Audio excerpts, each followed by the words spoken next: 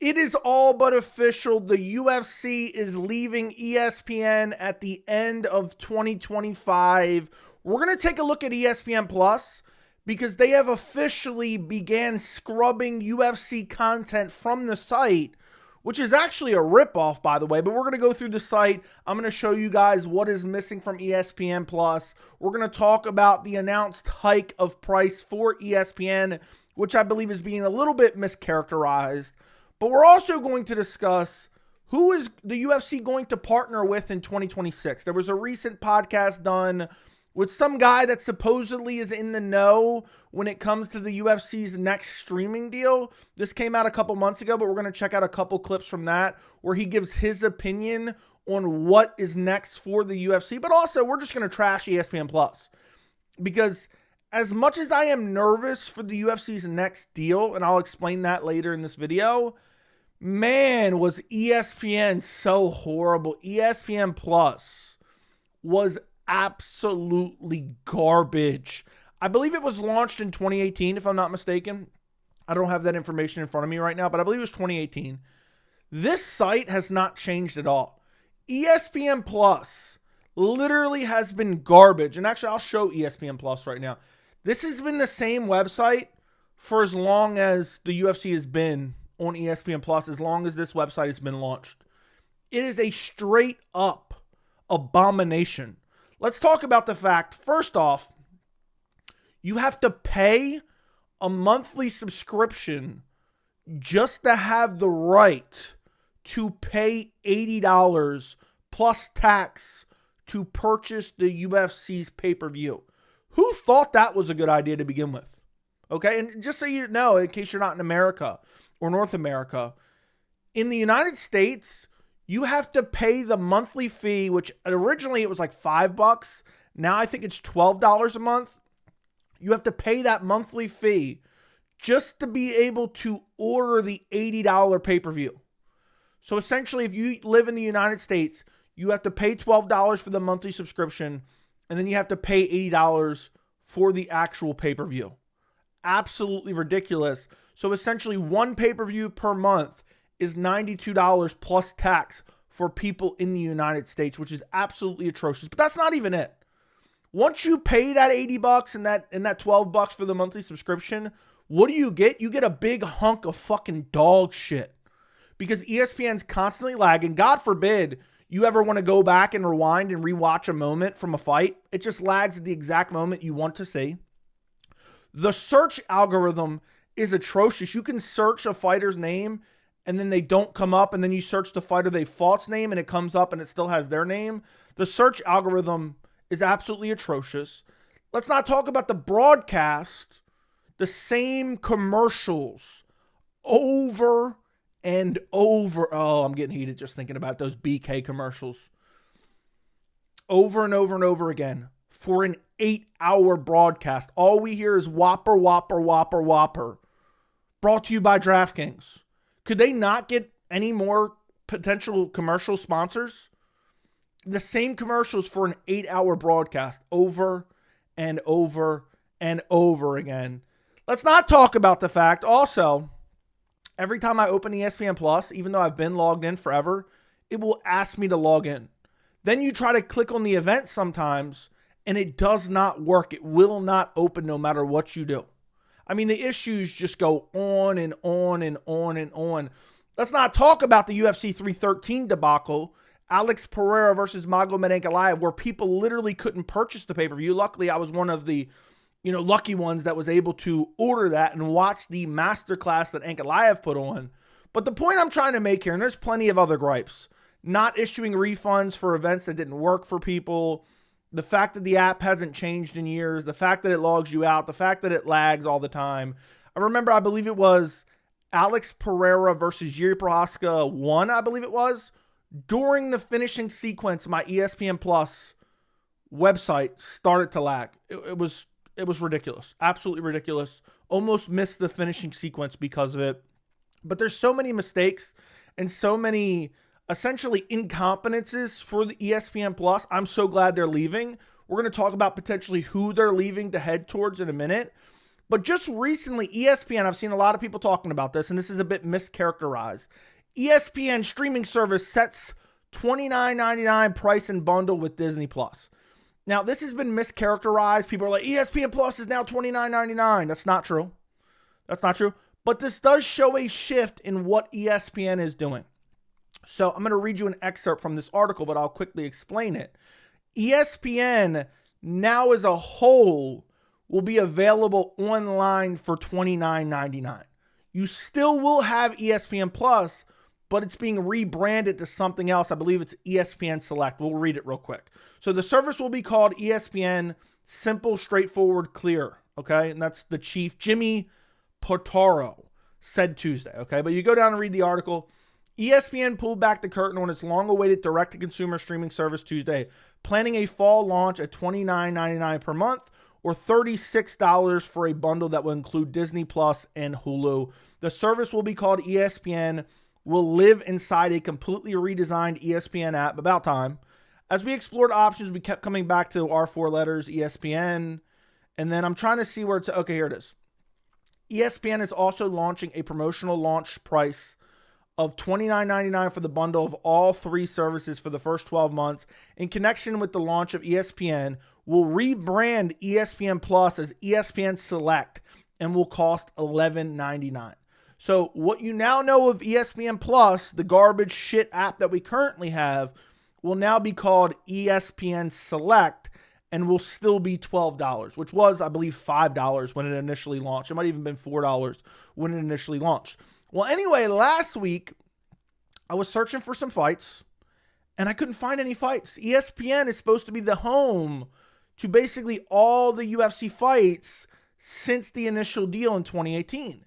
But if you go to their events here, right? So I'm going to show you, okay? So the recent events work. 315, 314, 313, 312, even 311, I believe work.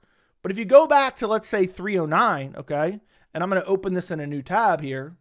Look, it doesn't, hold on. 309, I guess, works. Okay, maybe I'm wrong on this one. Let's try 308. So you open 308, and look, it just takes you back to the homepage. Go back to ESPN. Let's go to 307. Let's click on it. Takes you back to the homepage. So essentially, right now, in terms of the pay-per-views, ESPN only has up until UFC 309. We're heading towards UFC 316. We only have till 309, which was beginning of November of last year. So my guess is that is due to some contractual obligations. The UFC and ESPN, when they signed a deal, there was no doubt that ESPN was able to have the exclusive rights to pay-per-views for a certain period of time, because for the longest time, you couldn't watch events within like the last 6 months. You couldn't watch any of those fights on UFC Fight Pass, because UFC Fight Pass, sometimes I would go look up a fight, I would click on it, and it would show you not being able to watch it because you had to watch it on ESPN. They didn't want to take away. Well, right now, all these events have now disappeared. So if you paid for this app, you paid for this yearly subscription, now you can't even go back and watch these events. Right now, you have to go to UFC Fight Pass, which also costs money. So, and again, I'm not going to go through every single one of these, but 308 all the way back here, you cannot find any of these events. So then I was like, you know what? Let me start searching individual fighters and see what's going on. Search Alex Pereira. You can't find any of his fights except UFC 313. Again, within that last like 6 month period, basically is what it is, 6-7 month period. You can only find the fight where he fought Magomed Ankalaev and got outclassed at UFC 313 and refused to fight the entire time. Then I said, you know what? Let me search a couple more fighters. Israel Adesanya. All it has is this like in detail from Daniel Cormier. And for some reason, randomly, Israel Adesanya versus Marvin Vettori won. Don't know why that's still on the website.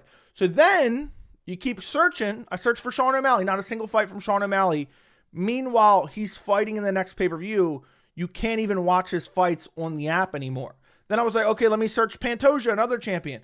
All that's there is UFC 310. You can't find anything else other than UFC 310. If you're wondering about this down here, this is just random clips. This is not on-demand fights. It's crazy. You search Ian Gary. Nothing at all. Nothing at all. Now, granted, somewhere along the lines, I believe you can look up the UFC 310 main card and watch the co-main event. But right now you can't search for individual fights at all. You can, and I can only imagine these are some of the bigger names. Imagine if you want to watch fight tape for Aaron Blanchfield, Macy Barber. By the way, an abomination of a UFC Apex event coming up. You can't find any of it. So if you're paying for ESPN Plus right now, you don't even have any rewatch value for any previous events outside of UFC 315 essentially to UFC 309, which is crazy because even then you can't even search it by fight. Basically, you just have to search the event or go to the event and then you're able to watch the main card, other than some instances like Alex Pereira, Magomed Ankalaev. And even in this case, look at this. This is in Espanol. This is in Portuguese. I just realized that while I'm recording this right now. It's very, very bizarre, but it's pointing towards the end of the ESPN UFC era, which the contract for exclusive negotiating ended, I believe, in April, which means the UFC is free to negotiate with whoever they want, but the official deal doesn't end until the end of 2025. So we still have 6 months of the UFC being on ESPN, but you can't even watch the fight. So now we have to pay ESPN to watch the live fights, and then if we want to watch the reruns, we have to go and pay for Fight Pass now, which is completely ridiculous and also scammy. But this all points to the UFC leaving ESPN. I know I made it clear in the very beginning. I said, look, they're all but done. It's not official yet. Maybe they could patch it up, but would ESPN be scrubbing the UFC's content off their website, or would the UFC be taking their content down off the ESPN website if it wasn't for the fact that they're no longer going to be partners in 6 months, which is crazy. We're almost at the end. I mean, we're not almost at the end of 2025, but we're halfway through 2025. So it's not that far away where you're looking at, okay, ESPN and UFC is done. So where do they head? We're going to get to that in a minute because this guy apparently has inside sources. We're going to check that out in a minute. But one other thing I want to show you is usually on ESPN with the most recent fights. And when I say most recent fights, I usually mean within the last 6 months. My guess is there's some, fine print within the ESPN UFC deal somewhere along the lines. You normally couldn't watch any of the fights. So essentially, usually the rule was kind of roughly be within the last 6 months, you had to watch on ESPN Plus. After 6 months, you could basically watch it on UFC Fight Pass. Well, what I found pretty interesting is right now, and I'm going to mute this real quick so you don't hear it. If I click on Paddy Pimblett, Michael Chandler, where Paddy Pimblett absolutely embarrassed Michael Chandler, you can easily go and watch this fight right now on Fight Pass. This was just last month. So now you can watch UFC 314 on Fight Pass right now, where typically it would be a few months before you could actually watch it. That shows me they're scrubbing it off of ESPN Plus, which, I mean, if I go search right now, look, Michael Chandler, Mr. CU at the top. Look, it has Charles Oliveira, Michael Chandler too. You can't find the Paddy Pimblett fight. Look, I'll even search Paddy right now. Paddy Pimblett. I hope I spelled that right. Look, it's not here. Nothing. You can't watch the Michael Chandler fight. But guess what? You can easily find it on UFC Fight Pass. And what's even more interesting, okay, again, remember how I told you guys you couldn't watch on UFC Fight Pass? So you go to UFC 315. I wanted to test it because UFC 315 was only a couple weeks ago. I guess with this particular case, the UFC's like, I don't know. Maybe we shouldn't do that. I don't know what the thought process is behind that. But if you go to UFC 315 and you try to watch a main card fight, see, this is what it used to say for all events within the last 6 months. It used to say, basically, you couldn't watch it. Please try again shortly. If the issue persists, please contact our support team. But the reason you couldn't watch it is because you had to go watch it on ESPN Plus. Had this issue many of times.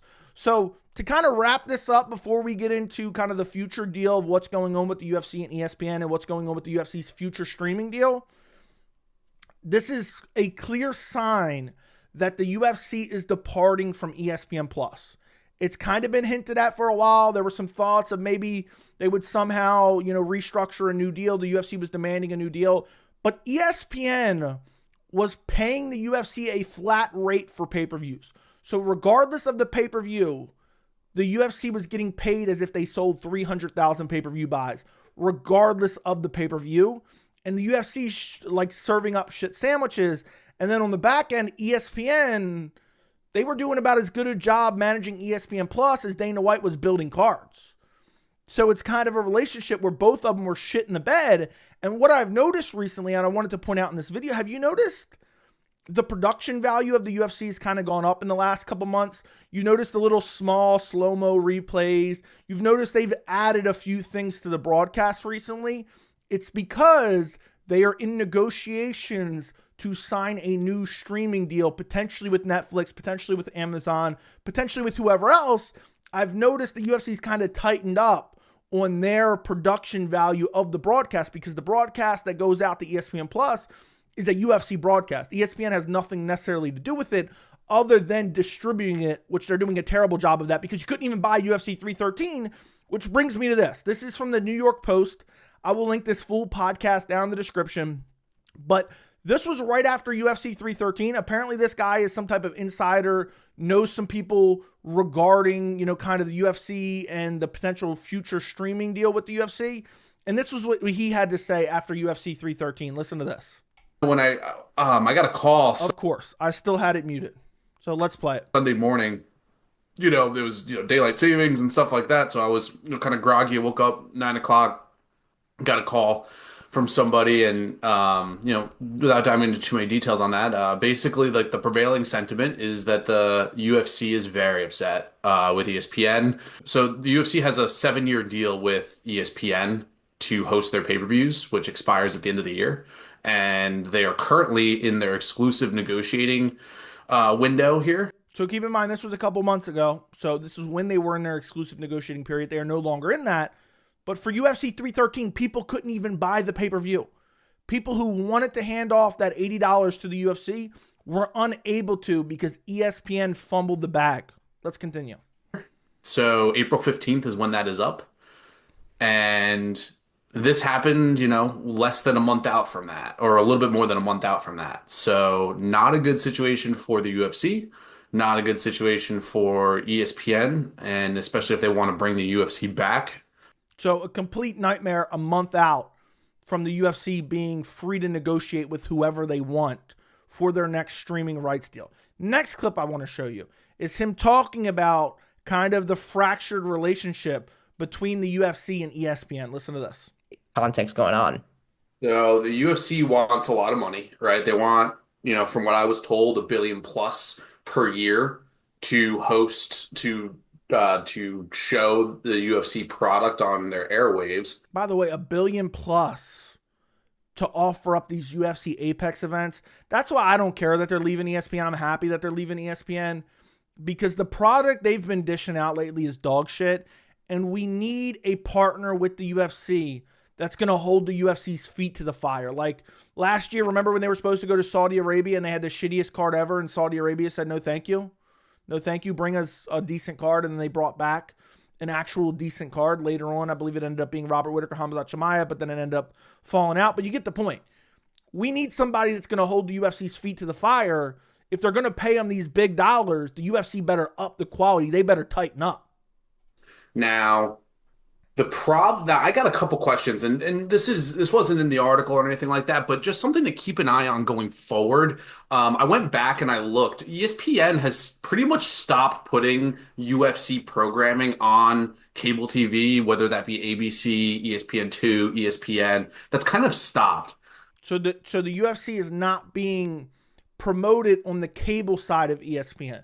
Everything has just been on ESPN Plus, and he talks about it a little bit more in the next clip, which I'm going to skip ahead a little bit. This is kind of the same rant he's going on here. I just skipped ahead a little bit. Number two, I think it's interesting, if ESPN isn't putting UFC on their cable broadcast, I feel like that is indicative of where they feel about each other right now.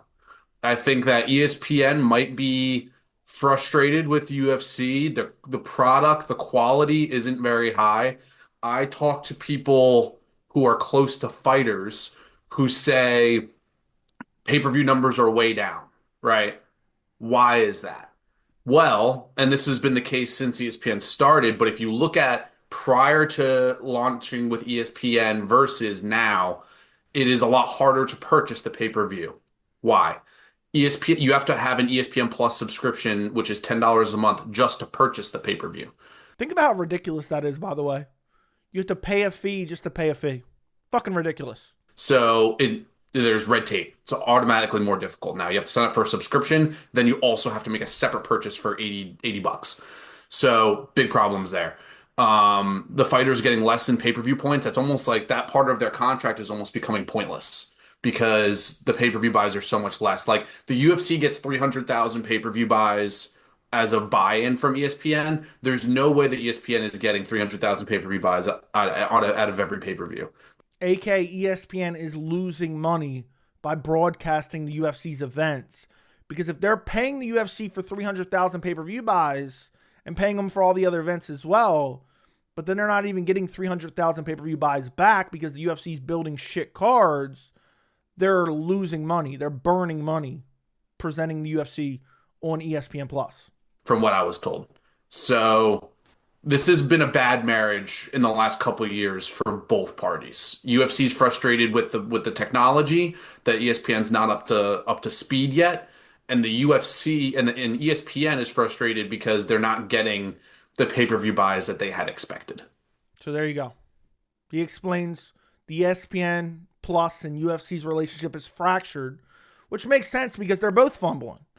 The UFC's putting out a shit product, and ESPN Plus is putting out a shit product. So you take those two shit products and you put them together, and then you feed it to the consumer. Eventually, consumer sentiment is going to be in the toilet. That's just the truth. And think about what we've gotten over the past 2 years. You know, I know people are like, man, you're just not hardcore enough. Man, the degenerate gamblers are like, man, I love betting on Macy Barber versus Aaron Blanchfield, man. But really, we're just getting a shit product because of a shit product. So we got two shitty products coming together and merging together for one shit fest of a product. So that's why I'm very, very hopeful if the UFC does go to Neflix, which we're going to look at this guy's speculation. I'm going to give my opinion at the end of this video. But I'm hoping the UFC says, okay, we're signing this huge new deal. We got to tighten it up. Hopefully Netflix or whatever streaming service the UFC goes with, it looks like it's going to be Netflix. They're going to push the UFC for better quality. And therefore, us as consumers win because in reality, there's no real competition to the UFC and they feed a shit sandwich after shit sandwich after shit sandwich. Alexander Volkanovski, Yair Rodriguez 2, potentially for a title. And then there's nothing we can do about it. So I'm hopeful that this new streaming rights deal will put the pressure on the UFC to actually serve up a decent product, which they haven't gotten used to for the past few years because they've just been feeding us garbage because they don't care because they're getting guaranteed money. Anyway, let's jump ahead where this guy's asked specifically about what he thinks is going to happen next. What was going to happen? Put your, crystal ball hat on. Well, what would you think is going to happen going forward? When I put that article out on Sunday night, I got a call from somebody who's pretty well connected, and he said almost definitely Netflix. Wow. Almost definitely. Surely, I believe was the exact word. So I would venture to guess that the UFC will do anything in their power to go to Netflix. Now, where it gets interesting is Netflix is seemingly unwilling at this point to dive into the pay-per-view model. Mark Shapiro had said that they're willing to be flexible, and that's when it comes to the pay-per-view model, it works for them is what they said, but they said that they're willing to be flexible. Now, so there you go. Definitely Netflix, but we're unsure about the pay-per-view model. Now, we're going to get into some more details in a second. Also, I'm going to give my opinion, but that's very, very interesting that Netflix really doesn't want to delve into, spend $20 on our service, spend $25 on our service, but then we're also going to charge you $80 for the pay-per-view. And at the end of the day, whoever the partner is pretty much gets to dictate what happens because they're giving the UFC money for their product. Okay? ESPN could have made all the pay-per-views free. The UFC already made their money. Now, it's up to them to decide how they want to, hand out the product, how they want to, what's the word I'm looking for? I cannot think of it right now, but broadcast the product. They get to decide that because they're the ones paying the money. And it seems like it's going to be a Netflix deal, which if you don't know, TKO, the parent company of the UFC, has a deal with WWE, who TKO also owns. So it wouldn't shock me if WWE got all this money Let's try to go to the same streaming service. Let's be all under one roof and let's get another massive deal hammered out with Netflix. And this guy gives a little bit more information here. I'm going to skip ahead. Listen to this. My prediction, this is just a prediction, is that the UFC will sign on with Netflix starting at the beginning of 2026, and that the UFC will have a different package similar to ESPN Plus, but only UFC. Think about it as like UFC Plus on Netflix. And say They do have Fight Pass, you know? Fight Pass is the worst. That is the worst value in sports right now. Because even the fight library that they have is available on ESPN Plus. You literally get nothing for that. I included this in here because how funny is it now the UFC's moving their entire fight library back to UFC Fight Pass instead of ESPN Plus? Of course, of course. But now with the addition, if they did do their pay-per-views on it, then now we're kind of talking, you know? Well, if they did their pay-per-views on it, then it's like, what's the point of even having Netflix? Right? It's like, Oh, like, because then you could just host it for, I mean, obviously you get the rights deal with them, like you get more money, but you could just do it all in-house at that point. But, for me, I think that you're looking at a Netflix deal starting in 2026, and that is going to be a UFC plus $25 a month or $40 a month, depending on how greedy the UFC wants to be. But it will include pay-per-views and all fight nights, and we just run from there. do you think that so you think that Netflix would cave to the pay-per-view model, perhaps? No, I don't Oh, think that. I think that it'd just be oh, but you're saying you're saying that pay-per-view, quote unquote, like the numbered UFC events, like those, and it'll be one all encapsulating. fight nights, UFC, the warehouse shows, the whole thing. Yeah. So what he is saying, and this is what I've literally said this is what the UFC should do for years. It looks like the UFC is going to sign with Netflix, and either Netflix or they're either going to keep their regular, cost of their monthly subscription, or they're going to have a UFC add-on for like $20 a month. So I think Netflix is like $25 right now. I don't know. I have it, but I don't know how much it costs. They'll add a $20 add-on for the UFC, and it'll come with every event, including the pay-per-views, which at the end of the day, if you can get 1 million people to shell out the extra 20 for UFC events, I'm just throwing out random numbers there, or you can get, 10,000 people to shell out $80 for the pay-per-view, which is going to be more profitable. The lower price is going to be more profitable. I don't know that exact math there, but you get my point. If you sell it for a lower price and substantially more people buy it than if you sell it for a higher price, you can still make more profit. It can still be more profitable at a lower price, but the UFC has seeming never been willing to do that. But it looks like, according to this guy who supposedly has sources, they're going to go to Netflix. Netflix maybe adds a slight increase in price as an add-on, but there's essentially not going to be any more pay-per-view. So this is going to be very interesting. And honestly, this is what I've thought for a while. As soon as WWE went to Netflix, everyone has been saying, if WWE is going to Netflix, it looks like the UFC is going to try to go to Netflix. Netflix is the biggest streaming service in the world, so why wouldn't the UFC want to be there? So we'll have to see how this all plays out. We'll probably get an announcement before the end of the year for sure, but it seems as if the UFC is heading to Netflix. They are scrubbing all their content from ESPN, which is, by the way, a scam to us who was paying for the monthly subscription to ESPN Plus so we can rewatch fights, and now we can no longer rewatch fights.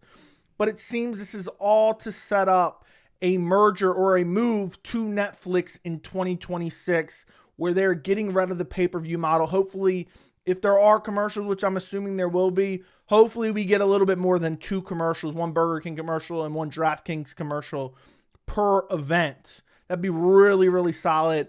But I think that's what's ultimately going to happen. The Netflix deal, we don't know exactly what the pricing is going to be or exactly how they're going to structure it, but it seems like what this guy is saying, and again, I don't know the full credibility of this guy, it seems like it makes a whole lot of sense for the UFC's future streaming rights deal. Let me know what you guys think down in the comments. Let me know what you guys would like to see for the future of the UFC. Hopefully this increases quality. That's what I'm really hoping for. I'm just so tired of dog shit card after dog shit card. So hopefully the Netflix holds the UFC and Dana White's feet to the fire and makes them put on better quality events. Like the video, subscribe to the channel, and thank you so much for watching.